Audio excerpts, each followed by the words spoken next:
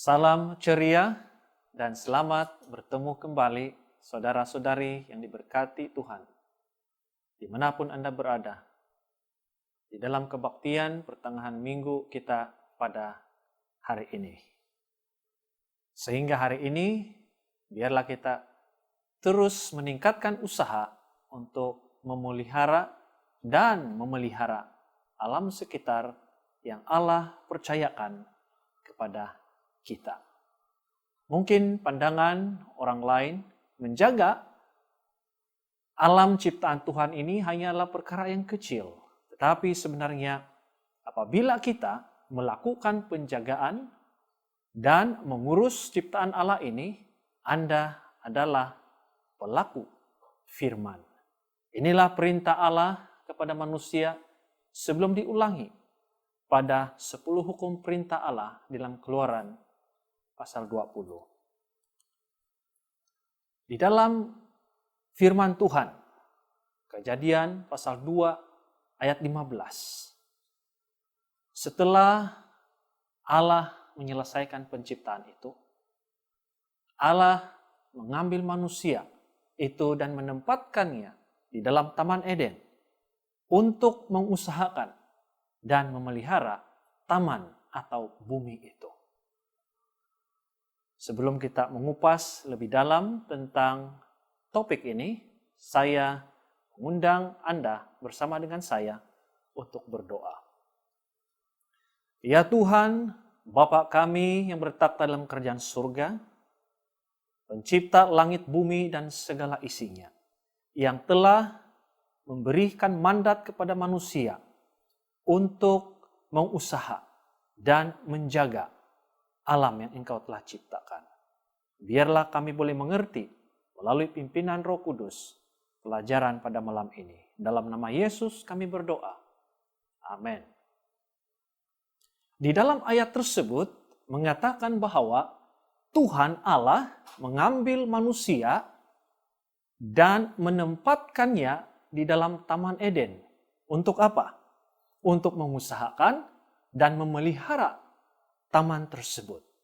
Nah, kita lihat mandat Tuhan di sini mengusahakan. Mengusahakan apa? Mengusahakan apa yang Tuhan telah ciptakan yang lain. Nah, kita lihat di sini bahwa ini merupakan kewajiban manusia kepada Allah. Mengusahakan taman tersebut selama 6 hari. Dan pada hari ke-7, manusia itu harus berhenti. Sementara memelihara, taman itu merujuk kepada manusia atau ciptaan yang lain. Di dalam hukum Tuhan, pada awalnya, yang juga ini disebut di dalam Keluaran pasal 20, di mana jangan membunuh. Tuhan menyuruh manusia itu memelihara taman itu bukan untuk dirosakkan. Apabila manusia merosakkan alam sekitar, itu akan membunuh manusia. Nah, sebahagian orang berpendapat bahwa kita tidak perlu menjaga alam sekitar. Oleh karena Allah akan memulihkan bumi ini nanti. Golongan ini, saudara-saudari, berpendapat bahwa Allah akan menciptakan langit dan bumi yang baru, yang selain daripada bumi kita sekarang ini, setelah 1000 tahun di sorga. Nah, sebenarnya bumi yang kita tinggal pada hari ini adalah bumi yang sama setelah 1000 tahun kita berada di sorga, kita turun dari sorga ke bumi ini, bumi yang sama. Cuma bumi ini pada waktu itu tidak lagi berdosa. Nah, pemahaman salah seperti inilah yang memberi kelonggaran untuk manusia memperbolehkan mendarah tubuh dengan perkara-perkara atau makanan yang memudaratkan kesehatan seperti dada, tembakau, atau alkohol. Karena mereka percaya nanti apabila Yesus datang nanti semua akan diubah kepada tubuh yang baru. Pemahaman seperti inilah di mana manusia tidak begitu menjaga, bukan saja tubuh badan kita ini, tetapi alam sekitar. Saudara-saudari, apakah Anda tidak mengetahui bahwa keindahan alam semula jadi yang diciptakan oleh Tuhan ini merupakan satu kunci kepada jalan di mana Allah berkomunikasi dengan kita. Apabila kita melihat keindahan alam sekitar, kita boleh melihat bahwa Tuhan sedang berkomunikasi dengan kita, bahwa Tuhan itu mengasihi kita. Begitulah caranya. Apabila semula jadi yang indah ini dapat dikekalkan, Tuhan sedang berkomunikasi dengan kita. Dan apabila kita menjaga alam sekitar atau semula jadi ini, kita sedang mengekalkan kemuliaannya. Nah, bumi yang kita tinggal sekarang ini, yaitu dunia Bapa kita ini, perlu diberi perhatian dengan sepenuhnya.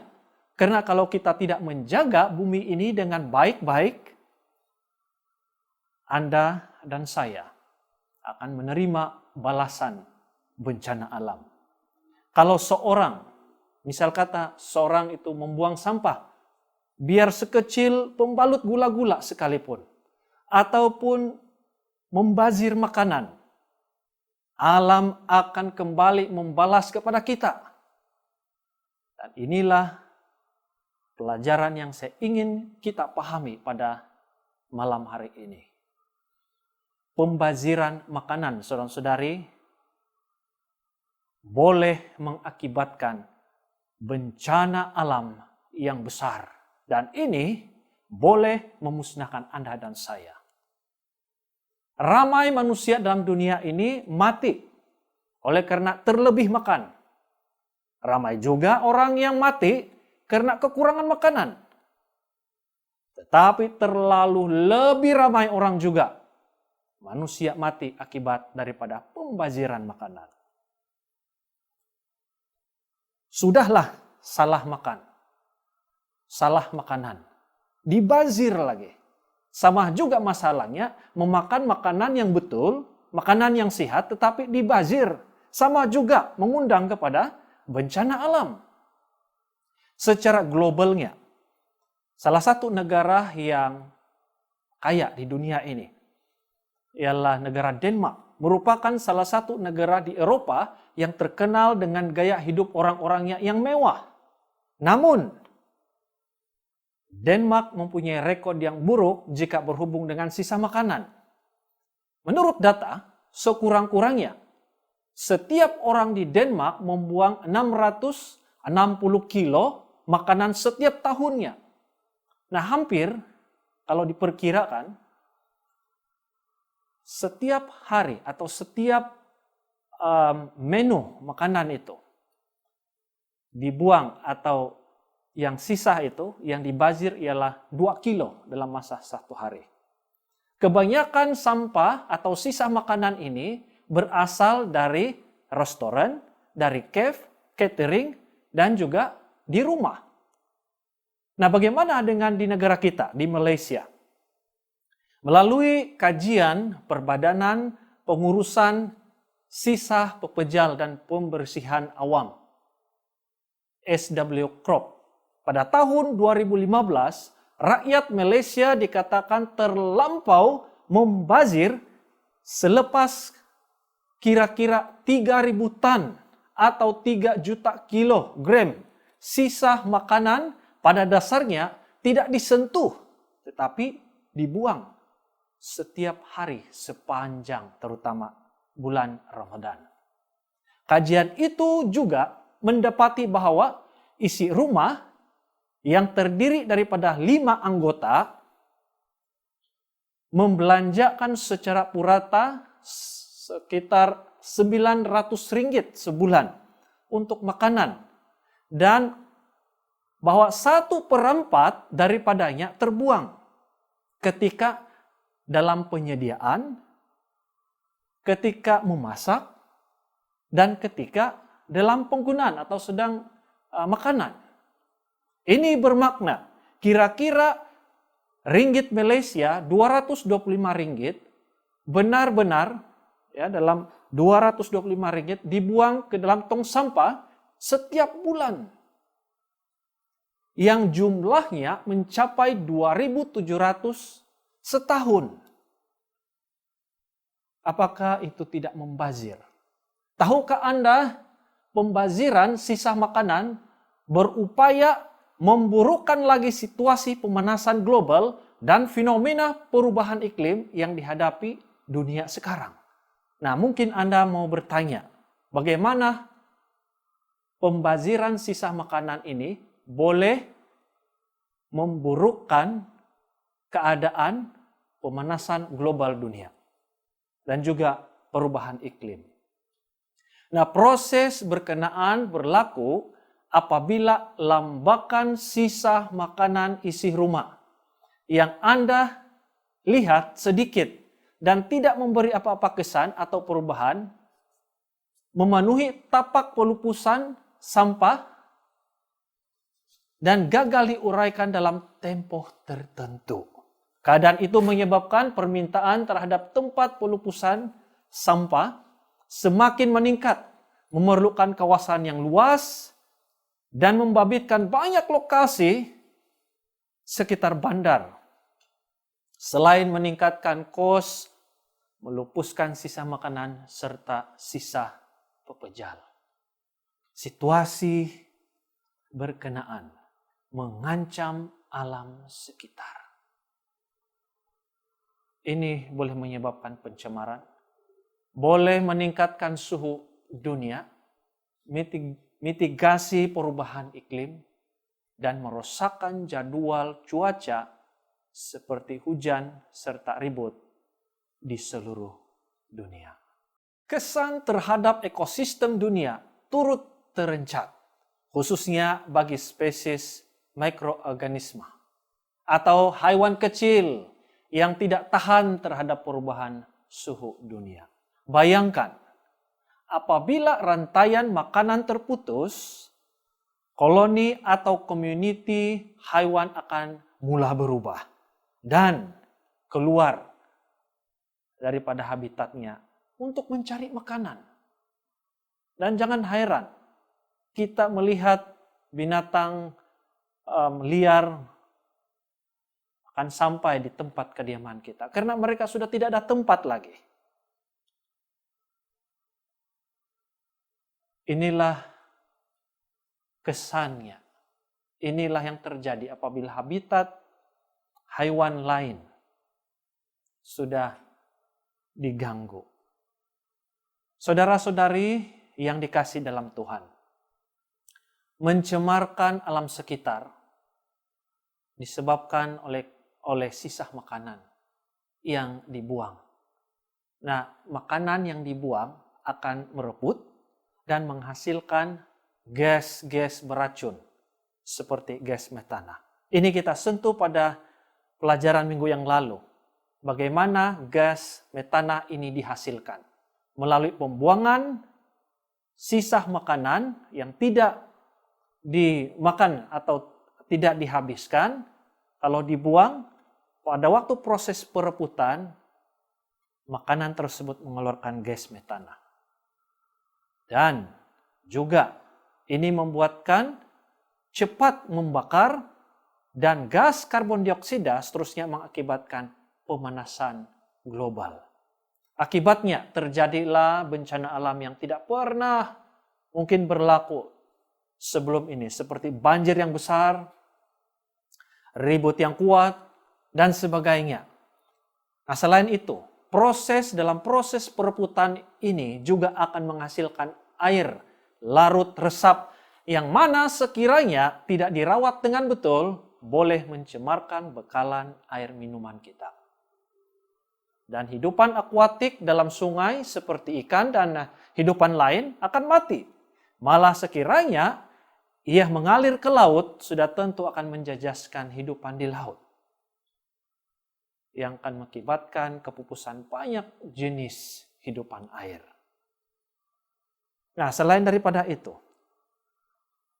oleh karena pembuangan ataupun terlalu banyak pembaziran makanan, bekalan makanan negara juga boleh terjejas akibat permintaan yang melebihi penghasilan makanan negara.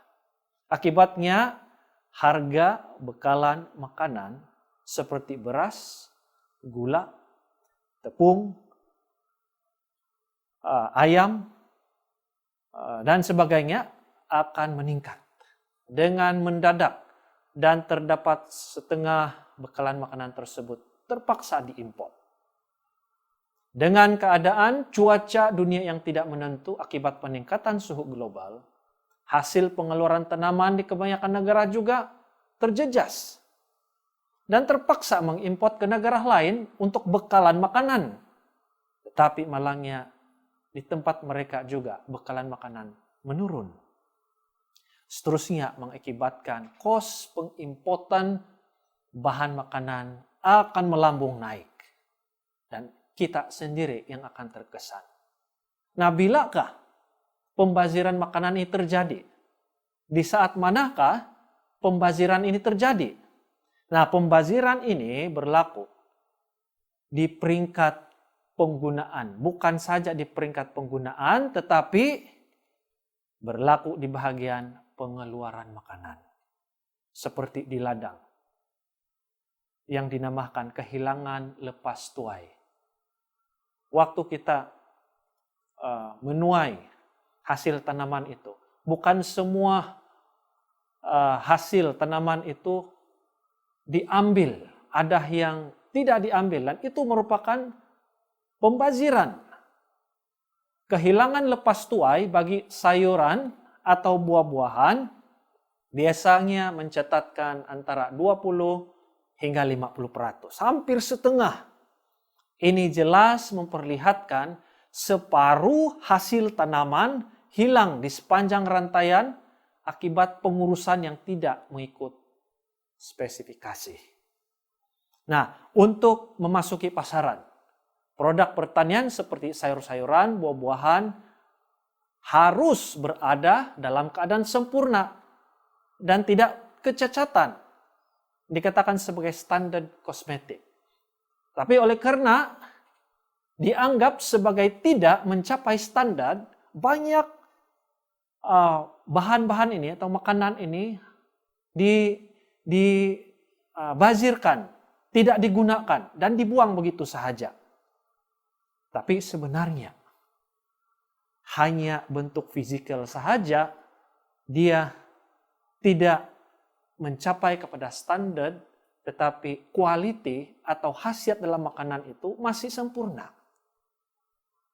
Nah, tanggapan di peringkat pengguna ini perlu diubah bagi memastikan sayur-sayuran, buah-buahan yang tidak sempurna dalam bentuk fisikal masih sebenarnya boleh dimakan dan masih boleh digunakan. Jadi bukan berarti sayur yang tidak baik kelihatannya atau buah-buahan kulitnya itu tidak baik, bukan berarti di dalamnya juga tidak baik. Mungkin masih sebahagian boleh diambil daripada bahan tersebut. Nah, kuantiti sisa makanan biasanya didapati meningkat sebanyak 15 hingga 20% pada musim-musim perayaan. Ini berlaku semasa bulan ini sahabat kita Muslim merayakan hari raya puasa, atau boleh dikatakan sebagai bulan ini adalah bulan Ramadan. Begitu juga dengan tahun baru Cina, begitu juga dengan Christmas, tahun baru, dan perayaan-perayaan yang lain. Semasa perayaan ini ramai orang yang berbelanja untuk makanan. Namun kecenderungannya banyak makanan tersebut yang dibazirkan. Banyak yang sisa. Dan dikatakan menurut kajian, 1/3 hingga 1/4 daripada makanan itu terbazir, oleh karena bukan semua yang disediakan itu dapat dimakan. Apakah punca yang mengakibatkan pembaziran ini terjadi? Saudara-saudari, Ini adalah disebabkan oleh sikap Anda dan saya. Di mana kita suka berbelanja. Kalau orang pergi ke supermarket untuk berbelanja untuk perayaan-perayaan ini, kita tidak berpikir, kita tidak merancang dengan baik. Apa yang orang beli kita juga mau ikut beli. Berbelanja, suka berbelanja besar ketika membeli barang-barang makanan. Dan beranggapan bahwa tiada kerugian sekiranya makanan tersebut terbuang. Karena kita berpendapat, itu adalah uang saya. Kalau saya buang, kalau sudah expired, tidak ada apa-apa. Tetapi makanan yang terbuang atau yang sisa itu kalau dibuang, boleh mengakibatkan bencana alam. Kemudian tiada perancangan secara rapi. Dibuat sebelum membeli barangan di dapur. Mengakibatkan sesetengah barangan makanan yang dibeli tidak digunakan dan terpaksa dibuang karena sudah rosak.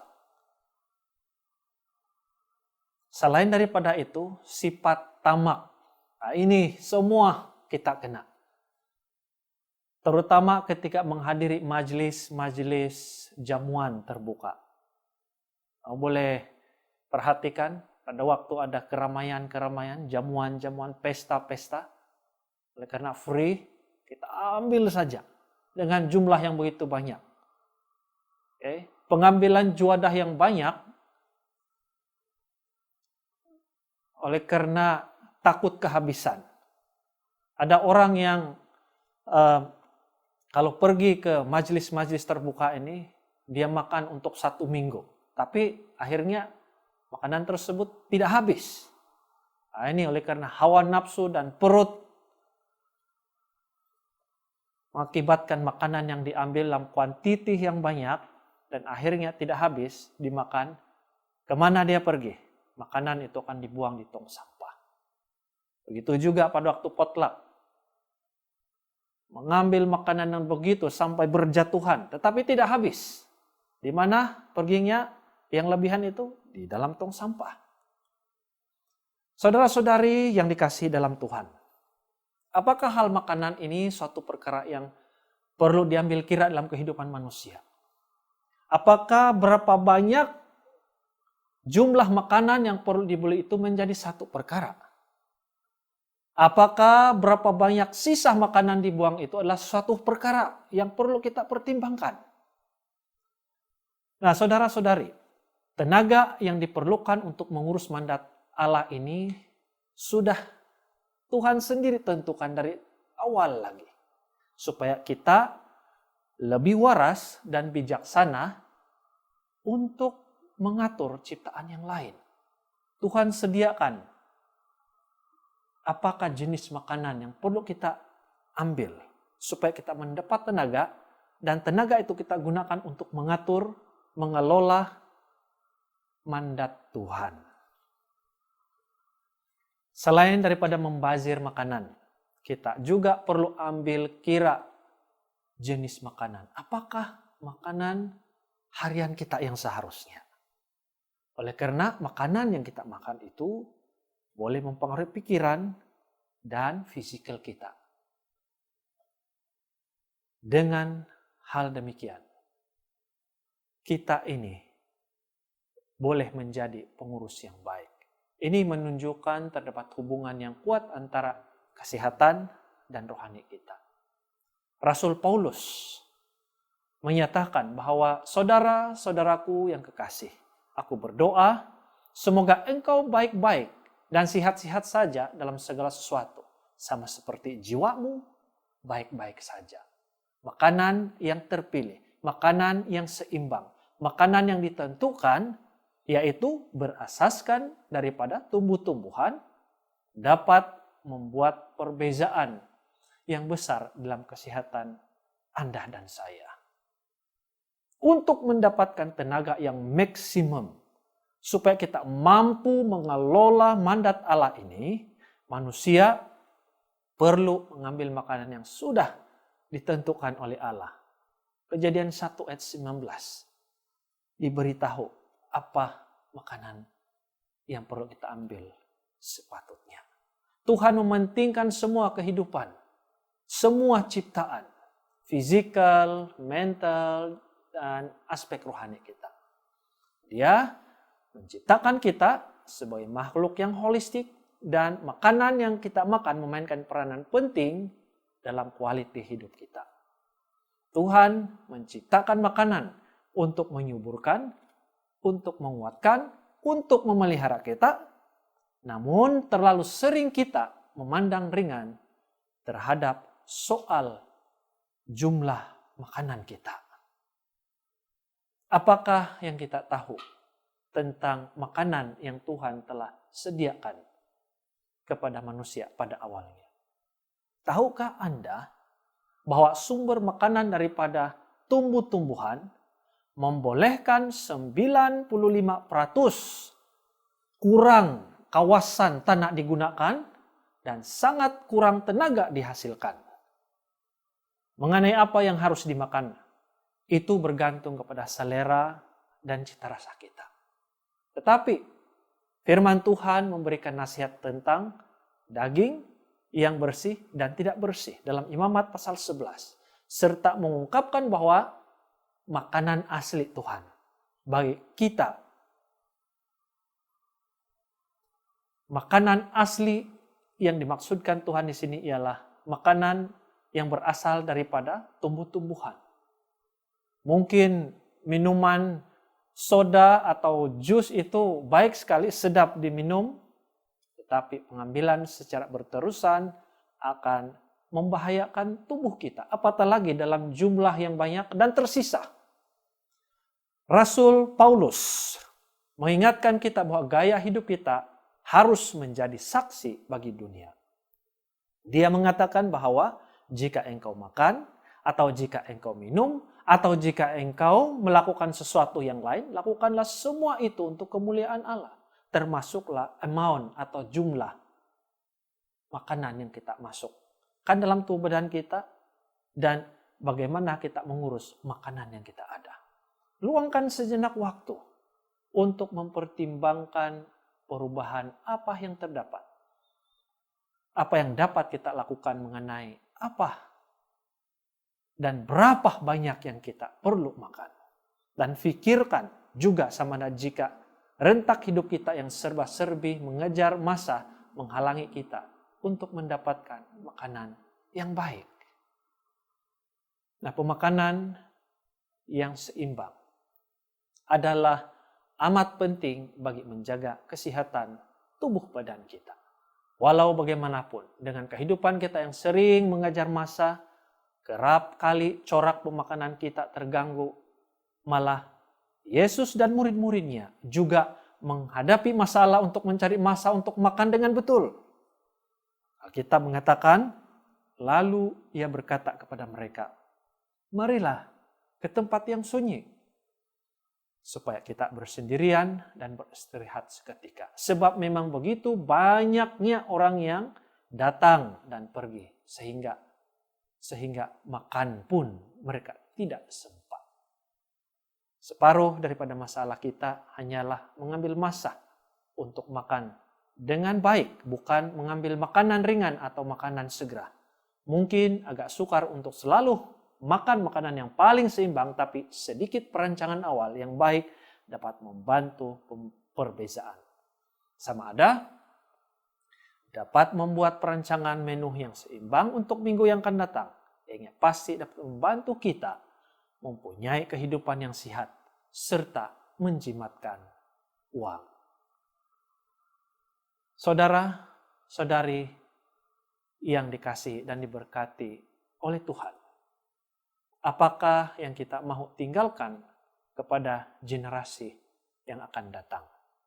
Firman Tuhan dalam Kejadian pasal 1 ayat 29.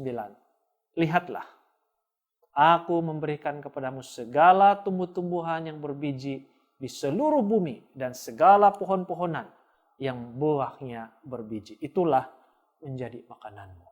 Tapi kita harus ingat juga, biarpun Tuhan memberikan makanan yang sehat ini, biarpun kita tahu makanan yang sehat ini, tapi amount itu, jumlah berapa yang harus kita ambil, harus diambil kira supaya jangan ada yang tersisa.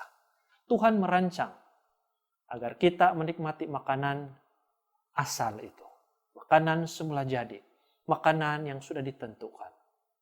Tapi selepas air bah, Tuhan juga mengizinkan manusia memakan daging. Tapi Dia telah membezakan antara daging yang bersih dan baik untuk dimakan serta daging yang tidak bersih dan harus dielakkan daripada dimakan.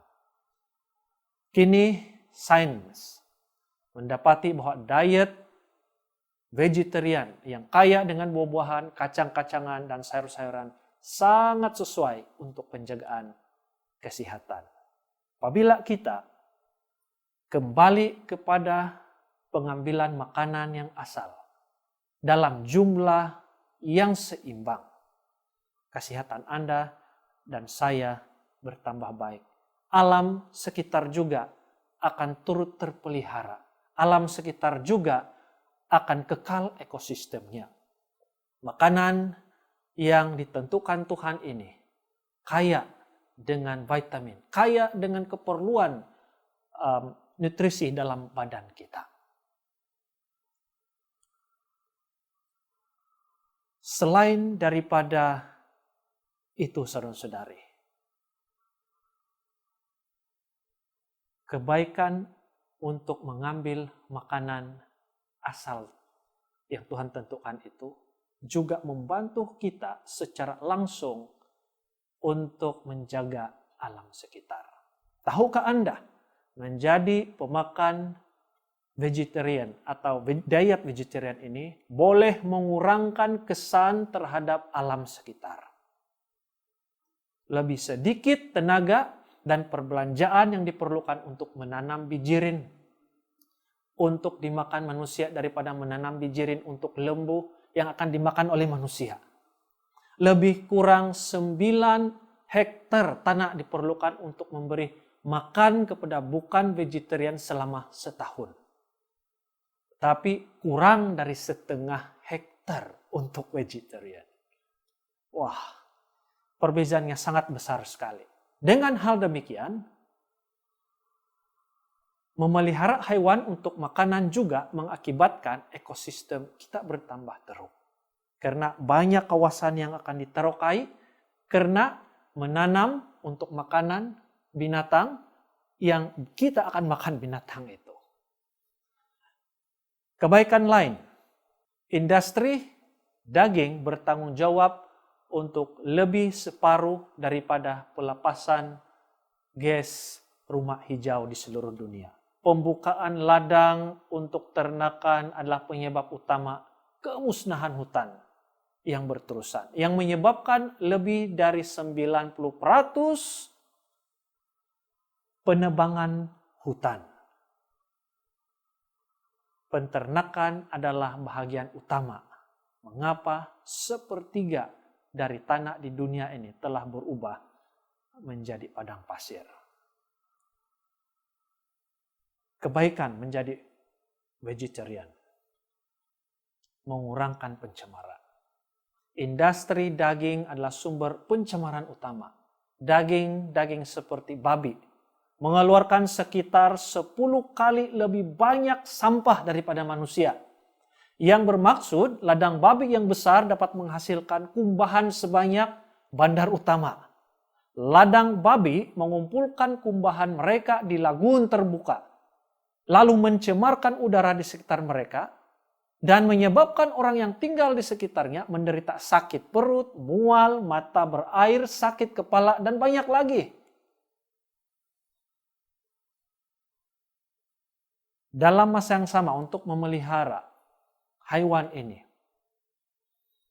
haiwan yang dibesarkan untuk pengeluaran daging sering dikurung di kawasan atau tempat yang kecil dengan sedikit ruangan untuk bersenam, dan ini sebenarnya perbuatan yang kejam. Bertanggung jawab atas etika, tidak ada etika. Binatang itu hanya makan dan tidur, makan dan tidur karena ruangan yang terlalu sempit. Apa yang berlaku? binatang itu tidak sehat. Dan kemana ketidaksehatan binatang itu akan pergi? Di dalam tubuh badan manusia. Kita lihat bahwa banyak sekali kesan yang negatif kepada pembaziran makanan ini. Pembuangan lebihan makanan itu boleh membuatkan pencemaran bau. Dan yang lebih menyedihkan, wabak jangkitan penyakit juga terus bertambah. Tahukah Anda bahwa pembuangan sisa makanan atau pembaziran makanan ini bukan saja menyumbang kepada bencana alam, tetapi ia juga menyumbang kepada jangkitan penyakit.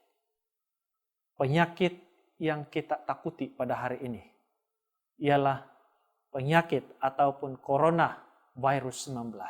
Boleh juga keberangkalian besar juga disebabkan oleh tabiat kita membuang makanan lebihan yang kita makan. Membuang sampah, tidak bertanggung jawab kepada alam sekitar. Dan melalui video yang kita akan lihat bersama-sama, memberikan kita pelajaran bahwa tabiat atau sifat kita, sikap kita terhadap alam sekitar, membuatkan kita sendiri yang menerima akibatnya.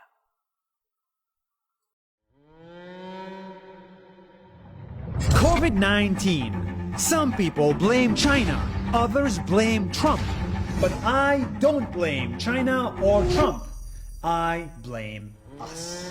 Scientifically speaking, this virus came from us eating animals.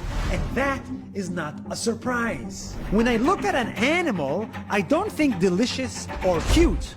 I think virus.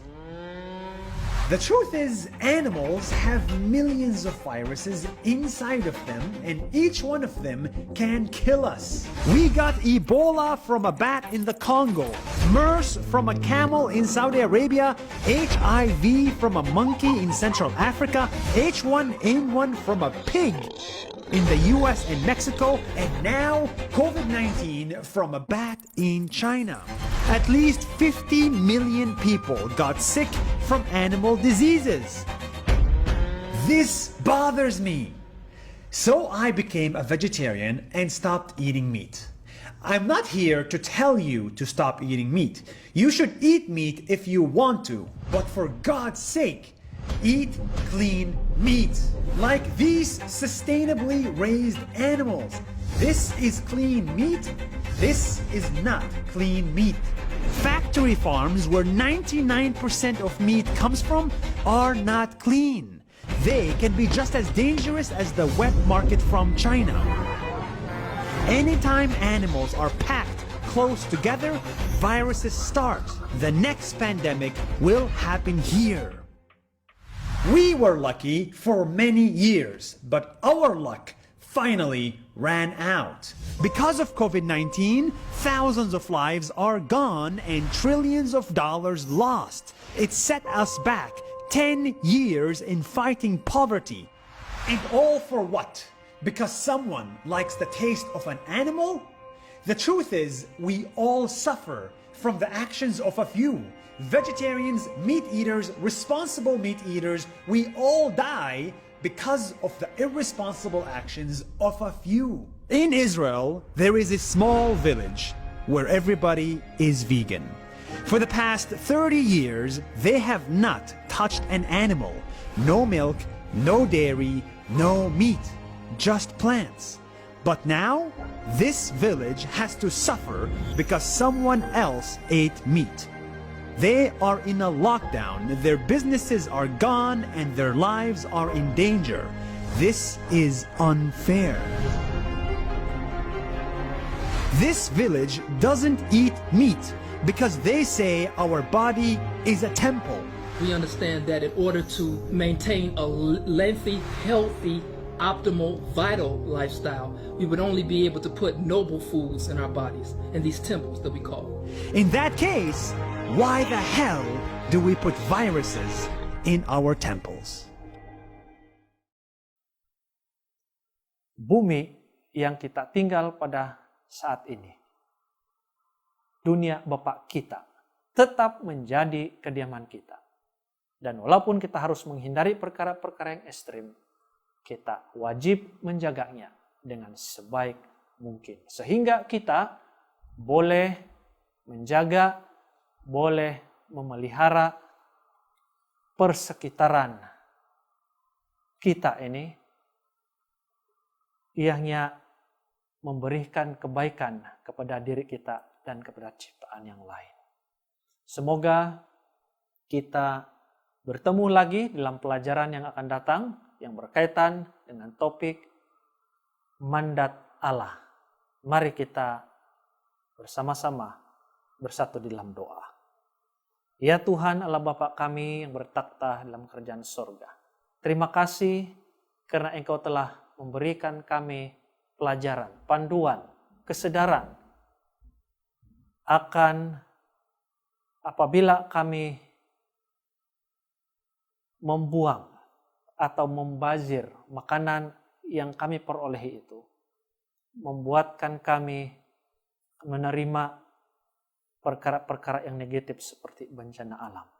Tetapi pada malam ini kami disedarkan, dan biarlah kami boleh membuat pembaharuan mulai daripada masa hari ini dan masa seterusnya, supaya kami boleh berhati-hati di dalam perkara mengambil makanan, jenis apa yang kami mau makan, cara kami mengelola makanan, cara kami mengurus makanan, sehingga ekosistem yang ada di sekitar kami terus terjaga, dan akhirnya dunia ini tetap menjadi dunia yang indah di mata Tuhan.